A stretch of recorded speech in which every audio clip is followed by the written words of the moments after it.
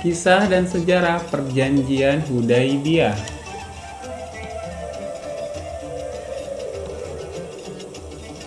Diplomasi yang turut dilakukan oleh Rasulullah SAW untuk menghadapi kaum Quraisy adalah melalui peristiwa Perjanjian Hudaibiyah, di mana Rasulullah menandatangani perjanjian ataupun kesepakatan untuk tidak melakukan peperangan dalam bulan yang dimuliakan, yakni bulan haram, yang termasuk diantaranya adalah di bulan Zulkaidah. Perjanjian Hudaibiyah terjadi pada bulan Maret tahun ke-6 Hijriah atau 628 Masehi.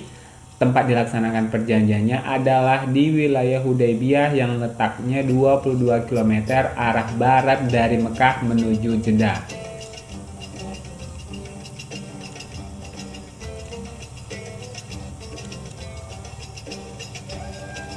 Saat itu pada tahun 628 Masehi, sekitar 1.400 orang kaum muslimin berangkat ke Mekah untuk melaksanakan ibadah umroh.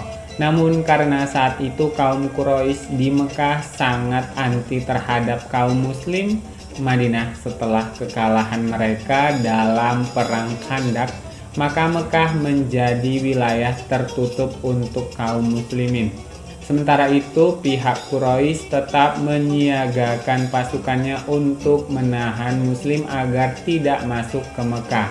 Pada waktu ini, bangsa Arab benar-benar bersiaga terhadap kekuatan militer Islam yang sedang berkembang. Nabi Muhammad mencoba agar tidak terjadi pertumpahan darah di Mekah, karena Mekah adalah tempat yang suci. Di antara isi perjanjian Hudaibiyah adalah sebagai berikut. Pertama, Bismika Allahumma, dengan menyebut nama Allah. Kedua, inilah perjanjian perdamaian yang dilaksanakan oleh Muhammad bin Abdullah dan Suhail bin Amru. Ketiga, keduanya telah berjanji untuk mengakhiri peperangan atas seluruh manusia selama 10 tahun.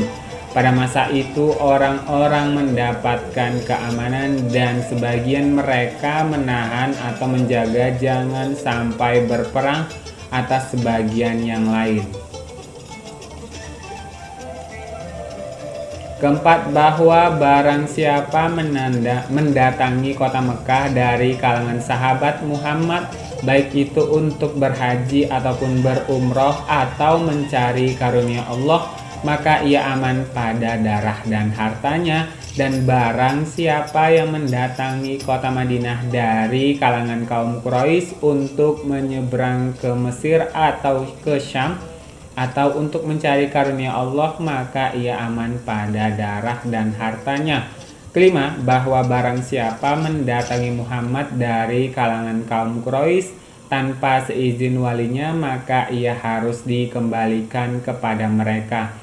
Dan barang siapa mendatangi kaum Quraisy dari kalangan orang-orang yang bersama Muhammad, maka mereka tidak berkewajiban mengembalikannya kepada Muhammad.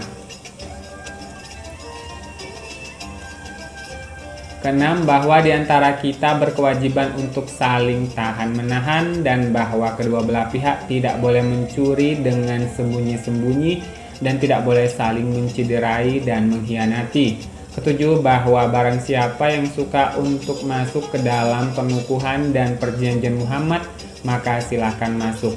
Dan barang siapa yang suka untuk masuk ke dalam pengukuhan dan perjanjian kaum Quraisy, maka silahkan masuk. Kemudian orang-orang Bani Khuza'ah melompat berdiri seraya berkata, kami berada dalam pengukuhan dan perjanjian Muhammad. Sementara orang-orang Bani Bakar melompat berdiri seraya berkata, kami berada dalam pengukuhan dan perjanjian kaum Quraisy. Kedelapan, bahwa engkau pada tahun ini harus kembali dan tidak boleh masuk ke kota Mekah. Kemudian pada tahun depan kami atau kaum Quraisy akan keluar dari Makkah dan engkau boleh masuk bersama para sahabatmu. Lalu engkau boleh tinggal di sana selama 3 hari dengan membawa senjata orang berpergian. yaitu pedang-pedang di dalam sarungnya. Engkau tidak boleh masuk dengan senjata selain ini. Kesembilan, untuk binatang sembelihan kurban, kami tidak akan mengambilnya dan akan melepaskannya. Maka janganlah engkau berikan kepada kami. Kesepuluh, perjanjian ini disaksikan oleh beberapa orang dari kaum muslimin dan beberapa orang dari kaum musyrikin. Dari kaum muslimin, Abu Bakar As-Siddiq, Umar bin Khattab, Abdurrahman bin Auf, Abdullah bin Suhail bin Amru, Sa'ad bin Abi Waqqas, Muhammad bin Maslamah, dan Ali bin Abi Thalib sebagai penulis naskah perjanjian. Sementara dari kaum musyrikin, Mikraj bin Hafs dan Suhail bin Amru. Nah, itulah tadi isi dari perjanjian Hudaybiyah dan sejarah dari perjanjian Hudaybiyah. Semoga memberikan manfaat dan menambah wawasan bagi kita semua. Terima kasih sudah subscribe di channel YouTube yang sederhana ini. Semoga memberikan kebaikan. Wassalamualaikum warahmatullahi wabarakatuh.